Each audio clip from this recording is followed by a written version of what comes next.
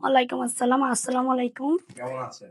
আলহামদুলিল্লাহ আমি ভালো আছি। আপনারা কেমন আছেন? আলহামদুলিল্লাহ। আপনার নাম? আমার নাম তানিয়া। তানিয়া। তো তানিয়া আসলে এই যে ক্যামেরার সামনে কেন আসলেন?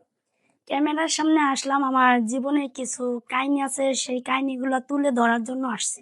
আচ্ছা, তো আপনার জীবনের সেই কাহিনীগুলো একটু বলেন আমরা একটু শুনি।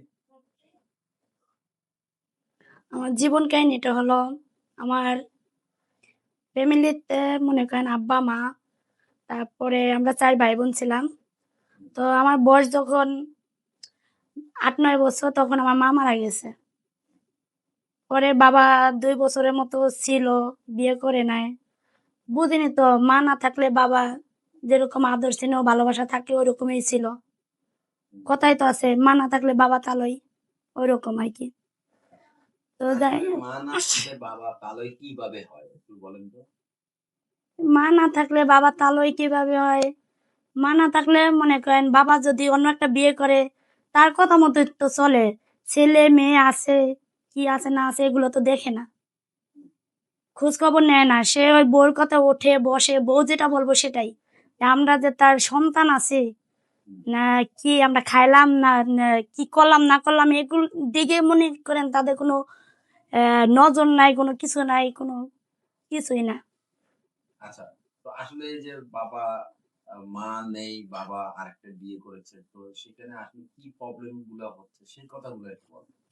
প্রবলেম হচ্ছে আমার মা একটু যখন ক্যামেরার দিকে তাকায় কথা বলেন। প্রবলেম হচ্ছে আমার মা যখন মারা গেছে হুম, তখন আমার বাবা আগে আরেকটা বিয়ে করছিল। হুম, তো ওখানে আমার বড় ভাই আছে। হুম, তো আমার বাবা পরে যখন বিয়ে করছে ওই ঘরে আমরা ৩ ভাই বোন, হুম, ২ ভাই আর আমি। হুম, তো ওই বড় ভাই জি, বউ নিয়ে আসছে। আমার মা যখন মারা গেছে তখন দেশে আসছে। তো আমার বড় ভাই, তারপরে ভাবি ওরা ঢাকায় থাকতো। দেশে আসার পরে আমাদের সবাই দায়িত্ব নিল। ২ বছরের মতো দেখাশোনা করছে। হুম। তবে এমনভাবে দেখাশোনা করছে মানে সেটা বলে বোঝাতে পারব না। আচ্ছা। আসলে এমন কি ঘটনা ঘটেছে আপনার সাথে? সেই কথা। কি বলবো? ভাই সৎ তো সৎই, সৎ কোনোদিন আপন হয় না। তো ভাই খারাপ দেখে নাই, ভাই ভালোই দেখছে। কিন্তু ভাইয়ের বউ স- আপন ভাইয়ের বউই দেখে না আর সৎ ভাইয়ের বউ কি দেখবো? ভাত খাইতে গেলে মারধর করতো, হুম, মানে অনেক অত্যাচার করতো। পরে বাবা বিয়া করছে, যে আমাদের সুখের জন্য বাবা বিয়া করছে আর একটা।